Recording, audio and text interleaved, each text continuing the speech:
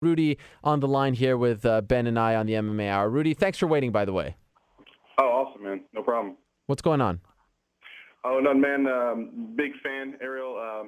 Big news recently in MMA with the UFC and WEC merger. Lots of incredible matchups that can happen, especially in the lightweight division. Right. And, we got Frankie Edgar, obviously, versus Gray Maynard, what you guys are talking about. Ben Henderson versus Anthony Pettis in the WEC side. So, there's a lot of things, depending on who wins what, that we could potentially see. UFC versus WEC, basically. So my question to you, Ariel, is, out of those four, which two fighters do you think would be the most exciting for a lightweight UFC title fight for both you and the fans?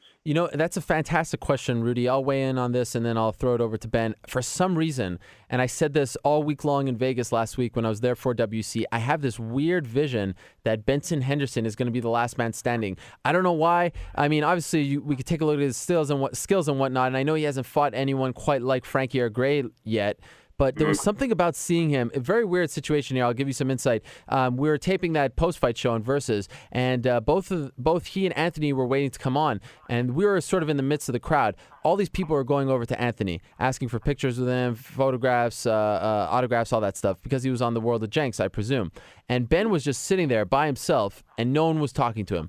No one came up to him. And I was like, wow, this guy is, I consider him top 10, the champion of WEC. I think he's going to go in there. I think he's going to do his work in Glendale on December 16th. And for some reason, I feel like he's going to beat Frankie Edgar later on this year. That's just a weird I don't know if that's actually going to happen, of course, but I just see this actually materializing. Ben, how crazy am I?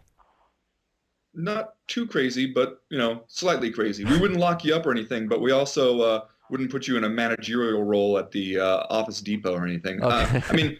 I think that Ben Henderson is the best the lightweight I'm definitely most excited about seeing coming from the WEC. I think Frankie Edgar presents some real style problems for him, though. I don't know if I'd pick Ben in that fight right now.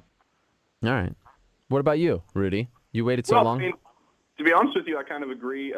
With Frankie, I do think it's going to end up being Ben Henderson against Frankie Edgar. But like you said, Frankie presents a lot of problems stylistically. He likes to move in the pocket, out of the pocket.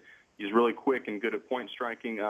However, if they do get to the ground, which would be difficult, of course, against somebody like Edgar, I do think Ben could win and possibly be the lightweight champion of the UFC, which would be awesome, of course. Yeah, it would be a great story and kind of, in some sense, ironic in a way because he was always considered, the minor league champion in MMA because of the UFC and WC sharing the same weight class. Don't sleep on Gray Maynard, though. This guy is huge. They call him the bully for a reason. He beat Frankie Edgar. Frankie doesn't need to cut a lot of weight. The size difference is going to be a big factor on that fight January 1st, UFC 125. So don't sleep on Gray Maynard either. It's a fun little tournament. I'll say that, and I think it's going to be a lot of fun to see how it plays out. We appreciate the time, Rudy. Thank you for the call.